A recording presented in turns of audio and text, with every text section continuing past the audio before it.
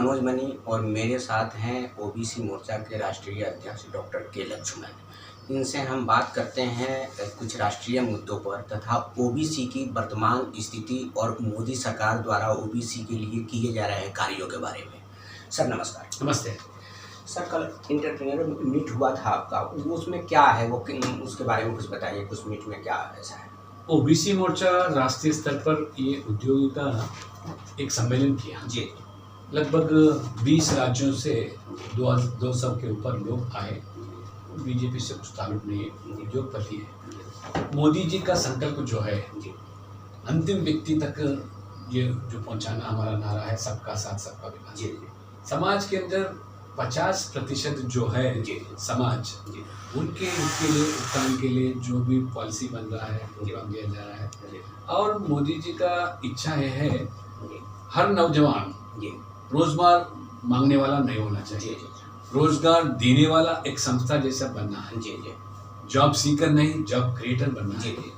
तो इसीलिए आत्मनिर्भर के पैकेज के अंदर 20,000 करोड़ ये पिछड़ा वर्ग समाज के उत्थान के लिए जो दिया गया, वही प्रोग्राम पॉलिसी के बारे में चर्चा हुआ। वो भी कुछ सुझाव दिए और उसमें सरलीकरण करने के लिए सिंगल विंडो सिस्टम बनाने के बहुत सारे मुद्दे हमारे सामने लाए। और सभी लोग जितने भी आए, दक्षिण से आए, पूर्व से आए, उत्तर से आए, सभी मोदी जी को धन्यवाद अर्पित करते हैं, क्योंकि मोदी जी आने के बाद ही पिछड़ा वर्ग समाज के लिए ऐतिहासिक महत्वपूर्ण निर्णय लिया जा रहा है, आरक्षण पहुंचा जा रहा है और कल्याणकारी योजना में भागीदारी बनाना जा रहे हैं। और सरकार के अंदर पहली बार 75 साल में 27 लोगों को मंत्रिमंडल, केंद्रीय मंत्रिमंडल शामिल किया।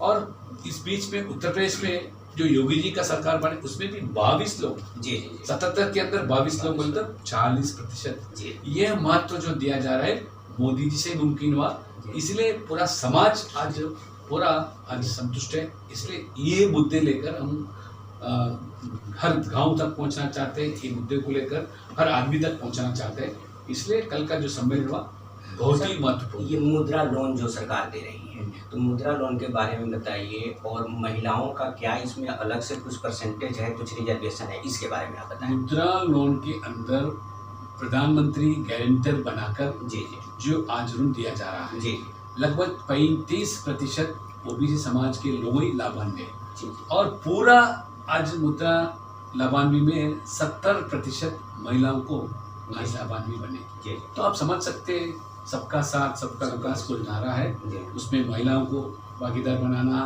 पिछड़ा वर्ग समाज लोगों को। इसलिए स्टार्टअप इंडिया हो, स्टैंड अप इंडिया हो और अन्य जो प्रोग्राम दिया जा रहा है, और वेंचर कैपिटल फंड में भी 200 करोड़ पिछड़ा वर्ग समाज के नौजवानों को जो एक इंडस्ट्री बनाने के लिए आगे आने के लिए दिया। इसके पहले कांग्रेस तो वेंचर कैपिटल फंड जो दिया सिर्फ ओबीसी अनुसूचित जाति लोगों को दिया। पहली बार मोदी जी ने ओबीसी के लोगों को भी दिया है। स्टार्टअप की तरह ये सब कुछ के तहत ये सब कुछ हो रहा है। ये दक्ष योजना, विश्वास योजना, मत्स्य ये योजना मतलब ओबीसी के लिए लाया गया है, सिर्फ ओबीसी के लिए। मत्स्य योजना जो आज हमारे मछुआरे जो है उनके हित के लिए कई प्रोग्राम दिया गया, अलग बजट दिया गया। उसी तरह और हमारा पीएम दशा प्रोग्राम हो, ऐसे प्रोग्राम पूरे उसका स्किल डेवलपमेंट प्रोग्राम ओबीसी समाज के लिए ही ये अलग प्रोग्राम दिया गया। अभी तक मेरी जानकारी में 24 लाख लोग, जैसे आपके यहाँ से आ रहे हैं कि 24 लाख लोग लाभान्वित हुए हैं। तो इन लोगों की तरफ से क्या रिस्पॉन्स आ रहा है? क्या ये लोग अपने रोजगार में लगकर सक्सेस हो रहे हैं? वो कल यही बता रहे थे कि हमको रोजगार मिलना नहीं, हम 10, 15, 100, 200 लोगों को रोजगार दे रहे। ये सिर्फ मोदी जी की बदौलत से हुआ। और जो भी आज पढ़े लिखे नौजवान हैं उनको भी अपील कर रहे हैं कि, और सभी लोग धन्यवाद अर्पित करते हैं। थैंक यू मोदी जी, आपके वजह से हम 8 साल के अंदर इतना हम उद्योगपति बन सके और कई 100 लोगों का हम पेट भर सक रहे, रोजगार दे सक रहे। ये उनका ये सोचना। पीछे जो 5 राज्यों में चुनाव हुआ, तो क्या मोदी जी की जो नीतियां हैं ओबीसी के लिए, उसका असर देखने को मिला? बहुत ही पड़ा उस पर, क्योंकि उत्तर प्रदेश में हो लगभग 50% ओबीसी समाज के हैं। बहुत सारे ये क्षेत्रीय दल बताते थे कि हम ठेकेदार है पिछड़ा वर्ग समाज के लिए, बीजेपी उनके खिलाफ है। ऐसा एक माहौल बना है। जी। और कई लोग पार्टी चुनाव के समय में छोड़ के गए जी, जी। ओबीसी समाज जी। के, और इतने होने के बावजूद भी जी। आज समर्थन मिला ओबीसी समाज का, छोटी छोटी जातियों का, सिर्फ और सिर्फ मोदी जी और योगी जी का डबल इंजन सरकार का जो विकास का मुद्दा था और कल्याणकारी योजना था, यही उनको सफल बनाया। जी। अब नवंबर में गुजरात है या फिर हिमाचल है या और राज्यों में चुनाव होने जा रहे हैं, तो इसमें क्या स्थिति रहेगी, किस तरह से देख रहे हैं इसको? हम हर राज्य में हम देख रहे हैं जी, जी। बीजेपी कौन है विरोध, कांग्रेस एक क्षेत्रीय दल बन गया, 2 ही राज्य में अब शासन में, वो भी अतल पुतल हो रहे हैं। और कई क्षेत्रीय दल जाति के आधार पर पार्टी चलाते हैं, सिर्फ और सिर्फ परिवार के हित के लिए काम करते हैं, अपना प्रदेश के हित के लिए नहीं। बीजेपी ही एक देश के हित के लिए, अपना प्रदेश के हित के लिए, सभी लोगों के हित के लिए काम करने वाली अकेला पार्टी भारतीय जनता पार्टी। 18 करोड़ सदस्य है, 18 राज्यों में हम सरकार में, हर राज्य में डबल इंजन सरकार लोग होना चाहते हैं, क्योंकि भ्रष्टाचार रहित सरकार होना चाहिए, परिवारवाद रहित सरकार होना चाहिए, वंशवाद पार्टी का सरकार होना नहीं चाहते। इसलिए बीजेपी को मानते हैं, मोदी जी को मानते हैं। अब योगी जी को देखते हैं, अमित शाह किस तरह महत्वपूर्ण ऐतिहासिक निर्णय लेते हैं, देश को हित के लिए काम कर रहे हैं, लोग आज महसूस कर रहे हैं। सर, आम आदमी पार्टी जिस तरह से कर रही है, क्या आपको लग रहा है कि कांग्रेस के विकल्प के रूप में ये सामने आएगी आगे भविष्य में? आम आदमी पार्टी तो इस बीच में तो पंजाब में जो झूठे वादा करके जीत के आई, अब उनका पर्दाफाश हो रहा है। अभी देखो, पंजाब में सरकार में आने के बाद खालिस्तान का मुद्दा आज आगे आ गया। आज शिमला में क्या हुआ, आज खालिस्तान का नारे लग रहे, खालिस्तान का झंडा लहरा है। ये जो विभाजन है, विभाजन का समर्थन करने वाला पार्टी आम आदमी पार्टी, इसलिए लोग समझ गए ये केजरीवाल सिर्फ मोदी जी के खिलाफ, बीजेपी के खिलाफ बोलने वाले हैं, मगर कुछ करने वाले नहीं है। लोग उनका असली रूप समझने लगे। अच्छा सर, आज देश में जो है एक राष्ट्रवाद की स्थिति है और एक धार्मिक उहापोह की स्थिति है। लोग उसको गलत ढंग से इंटरप्रेट कर रहे हैं, लोगों को समझा रहे हैं, या एक अफवाह की स्थिति बनी हुई है।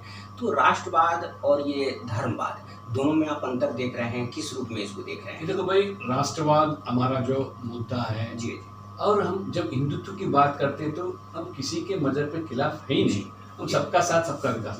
मगर जब हम हिंदुत्व के बारे में बात करें तो लोग उसको अभी किस तरह से नज़रअंदाज करना ही नहीं, हमको किस तरह वो हिंदुत्व को खिलाफ बोलना ही वो अपने आप सेकुलरिज्म समझते हैं। हिंदुत्व को, हिंदू देवी देवताओं को गाली गलौज देना और हिंदुत्व के बारे में खिलाफ बोलना, वही सेकुलरिज्म समझते हैं। मगर लोग आज पूरा देश भर में जो इतनी बहुसंख्या में जो हिंदुत्व है, बहुमूल्य संख्या में है, लोग समझ रहे हैं, बाकी पूरा ये अपीसमेंट पॉलिटिक्स कर रहे हैं।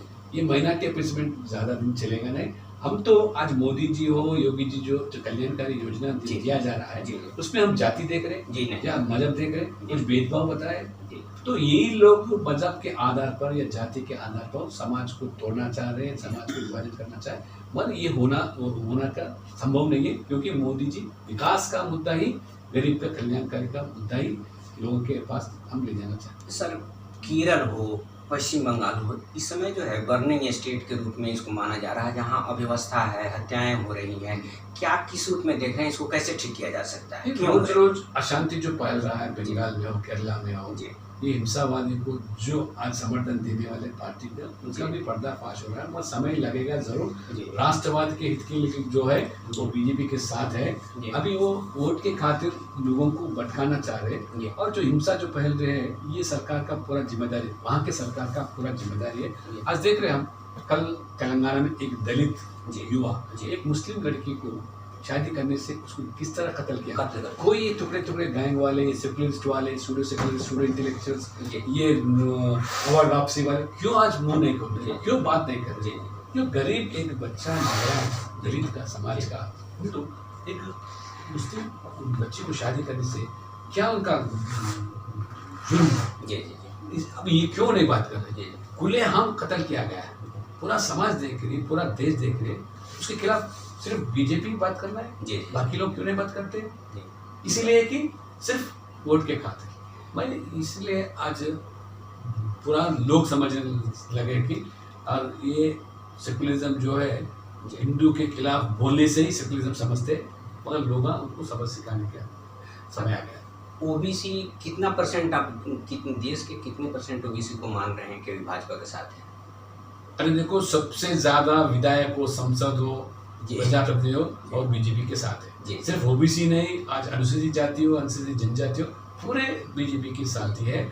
क्योंकि अगर ये लोग का समर्थन नहीं हुआ तो हम 18 राज्य में कैसा जीतते हैं। और दोबारा मोदी जी प्रधानमंत्री बना, 303 हम संसद जीत के आए, ये मामूली बात नहीं। मोदी जी डे 1 से, पहले दिन से सभी को साथ, इस समाज के अंदर अंतिम व्यक्ति को भी ये हमारा कल्याणकारी योजना जो भी पहुंचाने के लिए दिन रात मेहनत कर रहे हैं। हम ओबीसी मोर्चा में उसमें जुड़े हुए हैं। जी, being the president of OBC, आप सरकार से और कुछ ऐसा करने के लिए सुझाव देंगे जिससे ओबीसी को और बेहतर कुछ मिल सके या फायदा हो?